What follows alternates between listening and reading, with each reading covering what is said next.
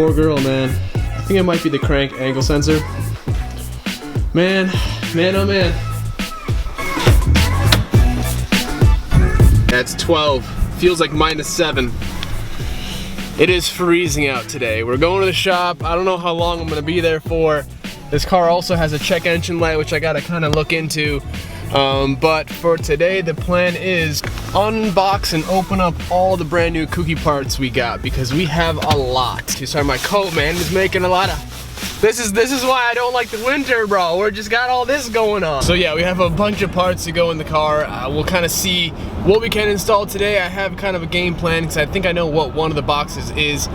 So it should be a good day. Like I said, won't be there for too long, but we should still be able to get a good amount of work done. So I'll see you guys back at the shop.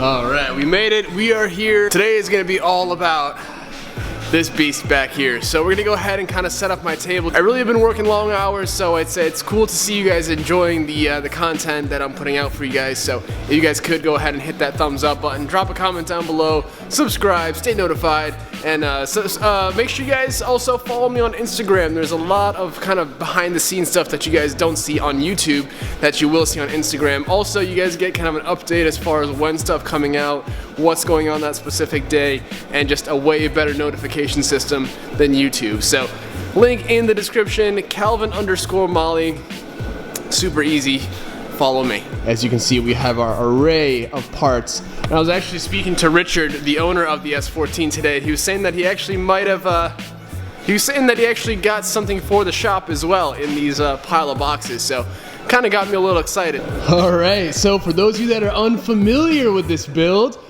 make sure you guys go check out the kind of reveal, and I guess to catch up on the progress with the build so far. We have made some pretty awesome progress. The engine bay is about 95% there for paint. Just kind of, I guess, a quick update. Just have to remove the top cowl. Final sand, just double check everything once over. And with the paint that we're gonna go with, guys, I told myself that we don't really need to use any primer for the engine bay. However, to get that kind of color and that effect of the paint that we're going with, it does recommend to use like a white primer. So I'm probably gonna end up priming this engine bay. So a little bit more work. However, to get that color we're looking for, I think it's gonna kind of have to be the only option. Now moving on over here, yeah. So here we have something absolutely like, it's just a piece of art, man. I mean, it's this right here, if you guys are wondering.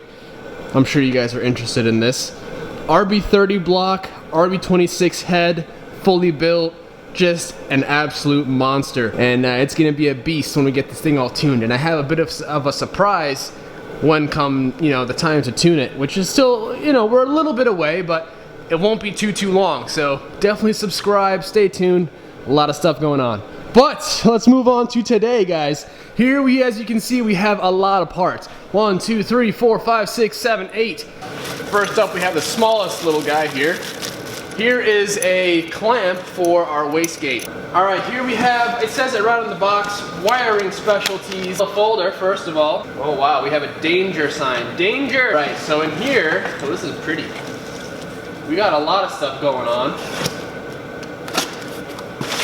Alright, we got some more Haltech goodies. These are some flex fuel fittings, spring lock to 6 ANs, so, because we're going to be doing full E85, you know, compatible fuel setup, so we're doing all the fuel lines. We have a surge tank coming in the mail, and so we have definitely a lot of stuff to do on this build, guys. We got a flex fuel sensor. This is what tells the ECU the ethanol content of your fuel.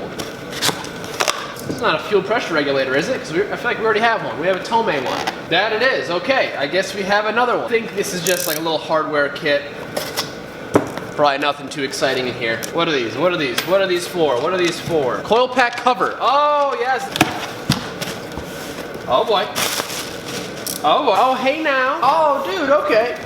Yeah. I know exactly what this is. This is a riv nut thread setting kind of riveter kit. What this does is, I believe that's exactly what this is, a little riv nut.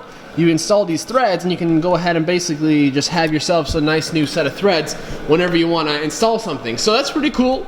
We'll kind of dive into this here in a second. Richard, thanks, man. That's really, really kind of you, man. Another big old package up here. I think this is going to be maybe some fuel stuff. Oh, good God. What is all this? One-piece clamp heater exchange, DIY fuel pump wiring kit, fuel filter kit, DIY fuel pump wiring kit.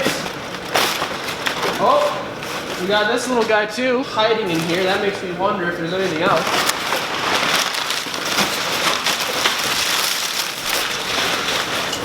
Now, this,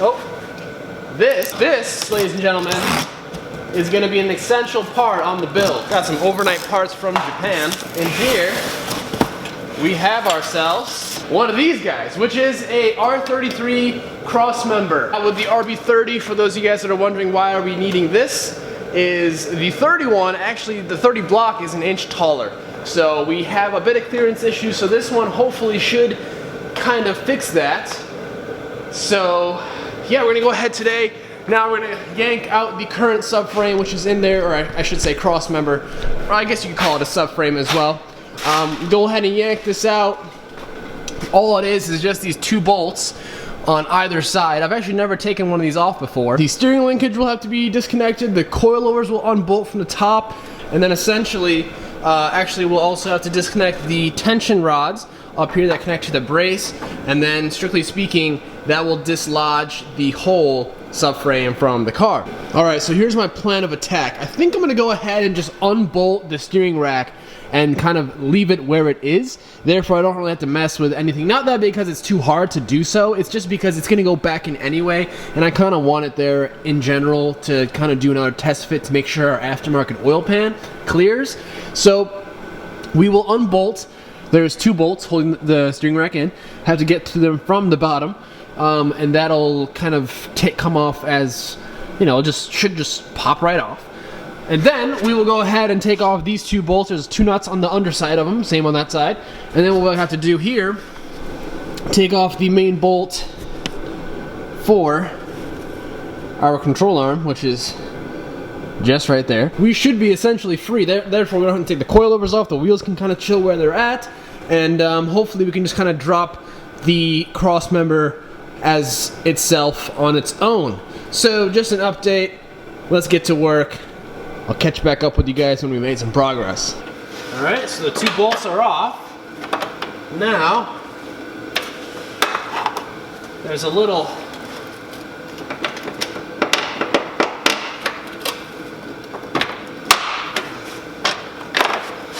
check this out. That is the only thing holding your subframe in. 2 of those. How crazy is that? I think we're in business here, ladies and gentlemen. Strictly speaking, the subframe should come right out. Let's see what we got here. She's chilling, she's just held up by the control arm, so we'll have to kind of maybe take off this guy, the tension rod, therefore the control arm can kind of pivot where it wants to go. And then we might be in the clear, so let's go ahead and rip those out. Yeah, I think this should give us the clearance. We have clearance, Clarence. Oh, come on. So close. All right, there's 1.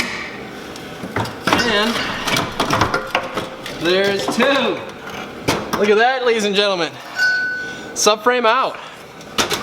Woo! This is where the motor sits on the current one we just took out. And this is where it sits on the new cross member. Does it show up on camera? A little bit. It's a little bit lower. So, I mean, it's minute, but it'll be something. So hopefully we'll kind of see how this works for us. Go ahead and bolt this sucker in. And then the second thing we have to figure out is engine mounts. And obviously this is not like a final install. We'll clean this up and make it look all pretty when the time comes. But for now, we will just get our big braces in here.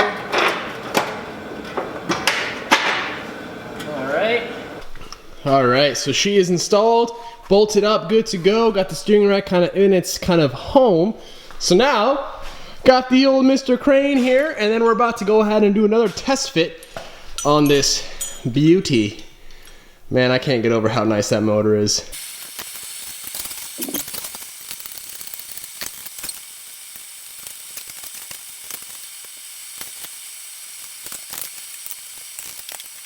Alright, so calling all my RB gurus out there. So obviously R33 cross member is in. It does look like it's sitting lower. It does. However, this is like even gnarlier now. I feel like this is even closer, so we'll have to do like maybe some pie cut action here. But so if we look at it, it does sit lower. It does. However, we have other issues now.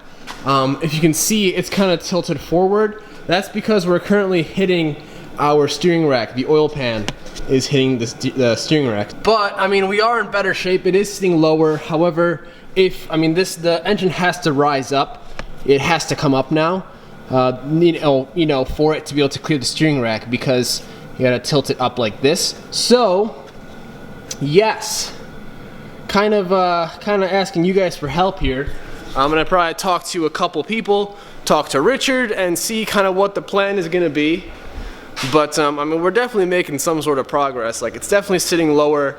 We will still have to kind of figure some stuff out. Cause yeah, like I said, these 30 blocks, they are taller than a 26, 25, or 20 block. So makes it a little bit more tricky to get things kind of installed. But yeah, I mean, for today, guys, I really just want to, it's freezing outside, so I don't really want to stay into the shop for too long because we use a lot more heat that way.